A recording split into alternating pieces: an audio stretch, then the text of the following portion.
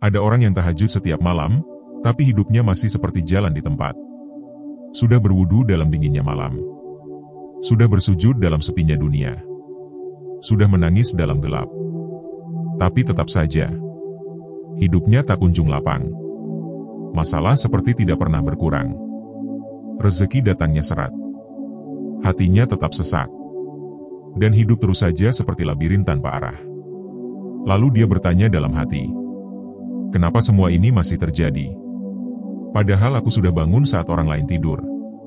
Padahal aku sudah sujud ketika dunia terlelap. Kenapa hidupku tetap begini?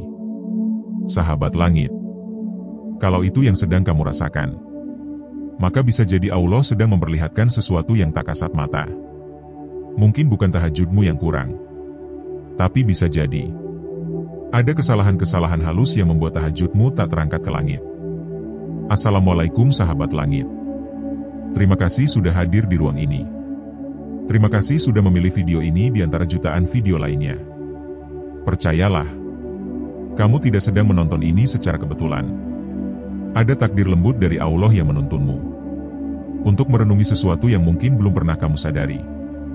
Dan kalau kamu sedang butuh semangat baru, butuh energi yang berbeda, yuk ketik 77 di kolom komentar. Sebagai simbol ikhtiar hati kita yang sedang ingin menyalurkan energi positif. Bukan hanya untuk diri sendiri, tapi juga untuk semesta sekitar kita. Hari ini kita akan membahas 3 kesalahan pertama yang sering dilakukan tanpa sadar. Kesalahan yang membuat tahajud tak berbuah manis. Dan yang pertama adalah 1. Niat yang tidak murni. Saat tahajud dijadikan alat bukan jalan. Ini kesalahan paling awal, paling dasar, tapi justru paling sering terjadi, yaitu saat seseorang tahajud, bukan untuk mencari kedekatan dengan Allah, tapi untuk mengejar sesuatu yang sifatnya duniawi. Coba kita jujur, pernahkah kita bangun malam karena sedang kepepet, sedang butuh rezeki, butuh jodoh, butuh promosi kerja, butuh sesuatu yang membuat kita bangun, tapi bukan karena rindu padanya. Tahajud itu sakral. Ia bukan alat transaksi, bukan alat tukar, bukan barter spiritual. Kalau niatnya tidak ikhlas, maka yang kita lakukan bukan lagi ibadah, tapi permintaan terselubung. Dan saat itulah, langit bisa diam. Bukan karena Allah menolak, tapi karena hati kita belum datang sepenuhnya. Jangan sampai kita tahajud hanya saat ingin sesuatu, lalu lupa saat diberi segalanya. Kalau kamu merasa pernah berada di fase ini, tenang, kamu tidak sendiri. Banyak pejuang malam yang memulai dari niat yang salah, tapi kemudian memperbaikinya. Ketik 77 kalau kamu ingin membersihkan kembali niatmu malam ini. 2. Sujud tanpa hati. Saat tahajud hanya jadi gerakan fisik. Kesalahan kedua ini sangat licin. Ia sering terjadi tanpa kita sadari. Karena secara kasat mata, kita sudah sholat, sudah baca Al-Fatihah, sudah ruku, sudah sujud, sudah duduk di antara 2 sujud. Tapi hati kita kemana? Pikiran kita lari kemana? Tahajud bukan tarian tubuh. Ia adalah perjumpaan. Perjumpaan paling intim antara hamba dan Sang Maha Pencipta. Kalau tubuh bergerak tapi hati tidak hadir, maka tahajud hanyalah ritual tanpa ruh. Coba ingat, kapan terakhir kali kamu sujud dan benar-benar menangis? Kapan terakhir kali kamu membaca doa tahajud dan tubuhmu bergetar karena takut? Kapan terakhir kali kamu merasa seolah-olah Allah sedang menyimak setiap keluhanmu? Kalau belum pernah, atau sudah lama tidak merasakannya, maka bisa jadi sujudmu selama ini hanya jadi rutinitas, bukan pelukan kepada langit. Sahabat langit, yuk belajar pelan-pelan. Bukan soal berapa banyak rakaat, tapi berapa dalam sujudnya, berapa jujur hatinya, berapa dalam rindunya. Kalau kamu sepakat bahwa sujud harus membawa hati, ketik 77 sebagai bukti bahwa kamu siap menjadikan tahajudmu lebih hidup malam ini. 3. Doa yang panjang tapi kosong dari namanya. Ini kesalahan yang halus tapi efeknya besar. Banyak orang berdoa panjang saat tahajud, Permintaannya detail. Dari jodoh yang soleh, rezeki yang halal, rumah yang luas, anak yang soleh, ketenangan hati, kesuksesan dunia. Tapi satu hal dilupakan, yaitu menyebut namanya. Zikir bukan tambahan. Zikir adalah kunci. Doa yang tak diawali dengan namanya. Ibarat surat tanpa alamat. Mungkin akan dibaca, tapi entah kapan sampai. Ketika kita berkata, Ya Rohman, Ya Rohim, Ya Fatah, Ya Wahhab. Itu bukan formalitas. Itu adalah cara kita memanggil zat yang memiliki segalanya. Bahkan Nabi tidak pernah memulai doanya tanpa pujian kepada Allah. Karena saat kita menyebut namanya, langit pun terbuka, malaikat mendekat, dan ruh kita terasa lebih ringan. Ada satu doa pendek yang sering dibaca oleh para ahli malam. Dan doa ini bukan sekadar indah, tapi punya makna yang dalam. Ya Hayyu Ya Qayyum, birahmatika astaghitsu. Wahai yang maha hidup, wahai yang maha tegak, dengan rahmat-Mu aku memohon pertolongan. Doa ini sederhana, tapi kalau dibaca dari hati yang hancur, maka akan membuat langit bergemuruh. Kalau kamu belum pernah menyebut namanya saat tahajud, hari ini bisa jadi awal baru. Ketik 77 kalau kamu ingin menghidupkan doa dengan zikir. Bukan sekadar permintaan panjang, tapi panggilan rindu kepada Yang Maha Mendengar. Sahabat langit, 3 kesalahan ini adalah pintu pertama yang perlu kita evaluasi. Karena banyak orang tahajud, tapi masih hidup dalam penderitaan. Bukan karena tahajudnya ditolak, tapi karena ia belum membersihkan ruang batinnya. Niat yang tidak murni, sujud yang tanpa hati, dan doa yang tak pernah menyebut namanya. 3 hal ini bisa membuat tahajud kita tidak menyentuh langit. Tapi jangan khawatir. Kesadaran adalah awal dari perubahan. Dan malam ini, kalau kamu sampai di titik ini, maka kamu sedang bersiap untuk perubahan besar dalam hidupmu.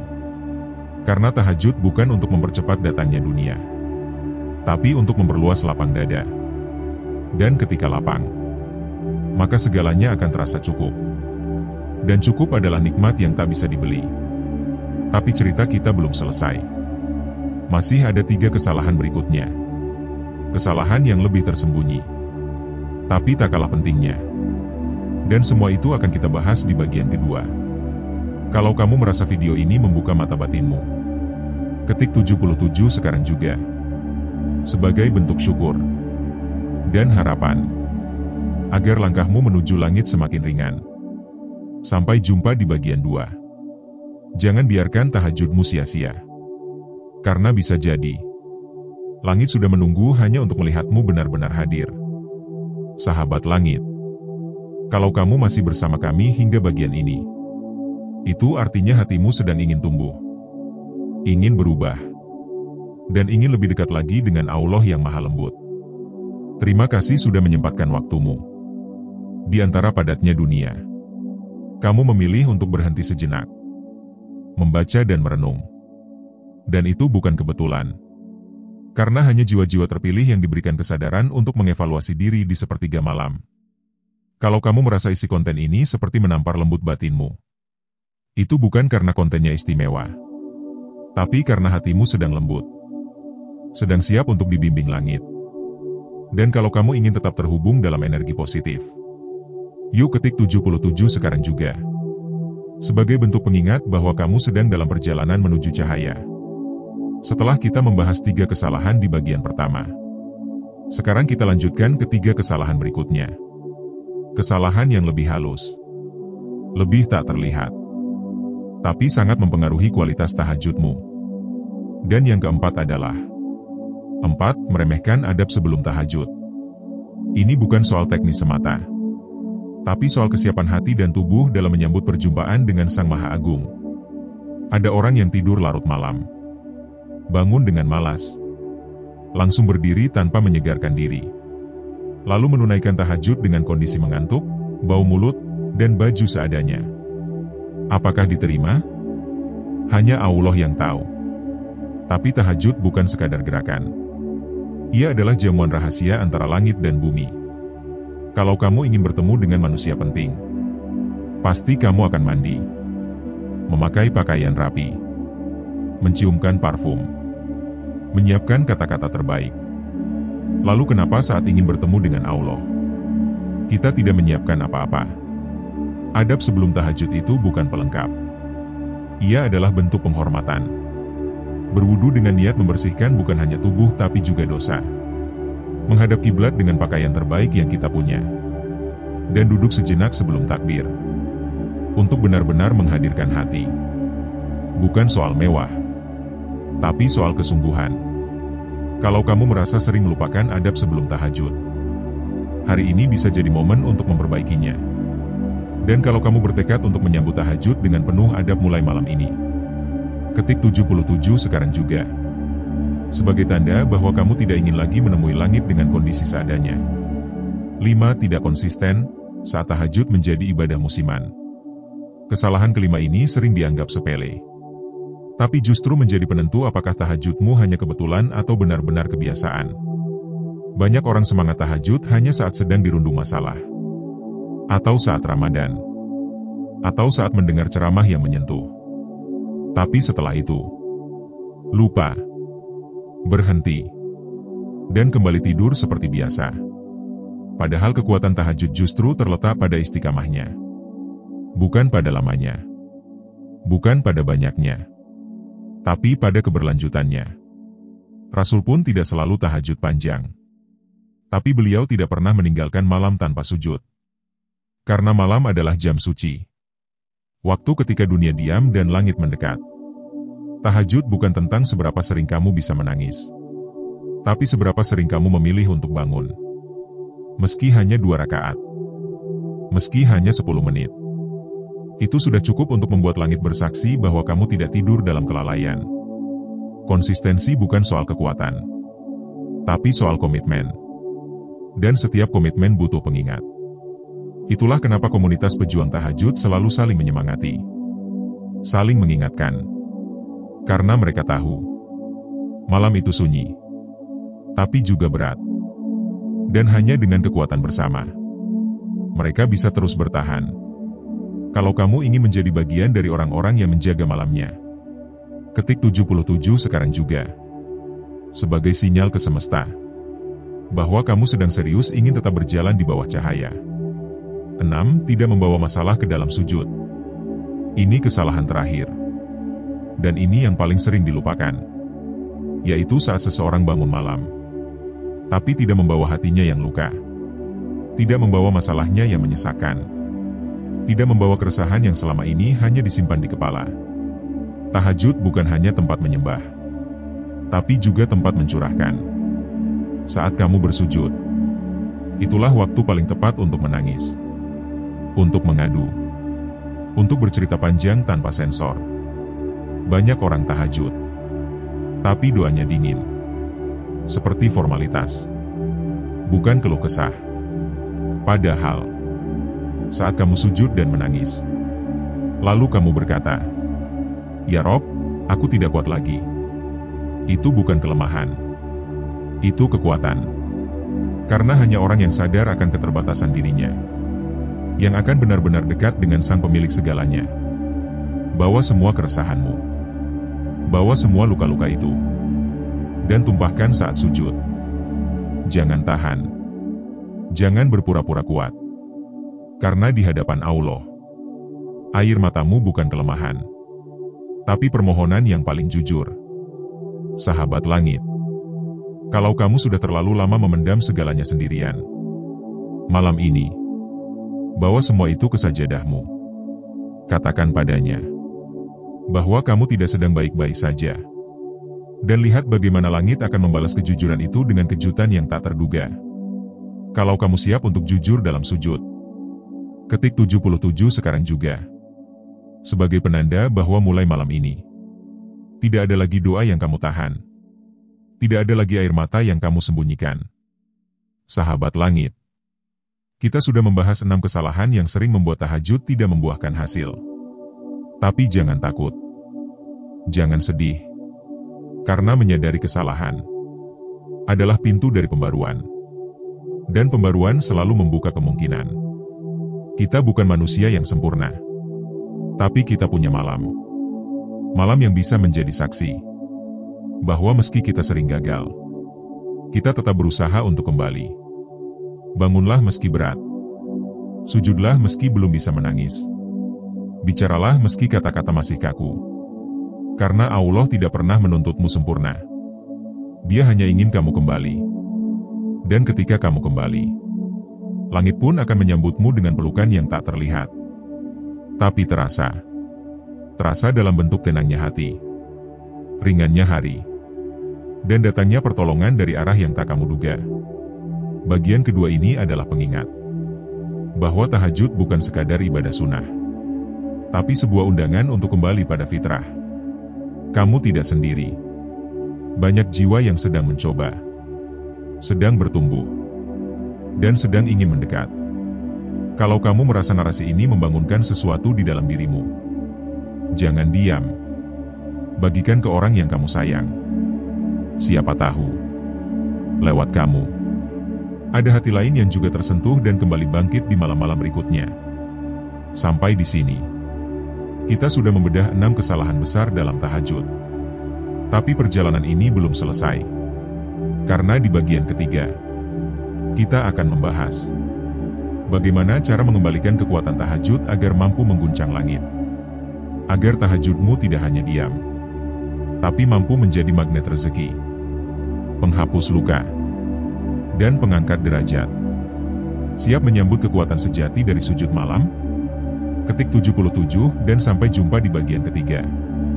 Karena bisa jadi, langit sudah membuka pintunya. Dan hanya tinggal satu langkah lagi untuk masuk ke dalam keajaiban yang kamu rindukan. Sahabat langit, kalau kamu masih setia menyimak hingga bagian ketiga, itu bukan hal biasa. Itu tanda bahwa hatimu sedang haus akan cahaya.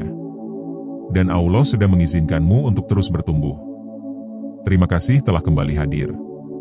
Kembali menyelami narasi yang bukan sekadar cerita, tapi jalan pulang. Kamu tidak membuka video ini secara kebetulan. Kamu dipilih, dibimbing, dan dibangunkan untuk sebuah tujuan yang lebih besar dari dunia yang kamu lihat sekarang. Sebelum kita lanjut, yuk salurkan energi positifmu lewat angka yang tidak biasa. Ketik 77 sebagai pengingat. Bahwa malam bukan untuk kelalaian, tapi untuk pertemuan dengan Zat yang Maha Menatap.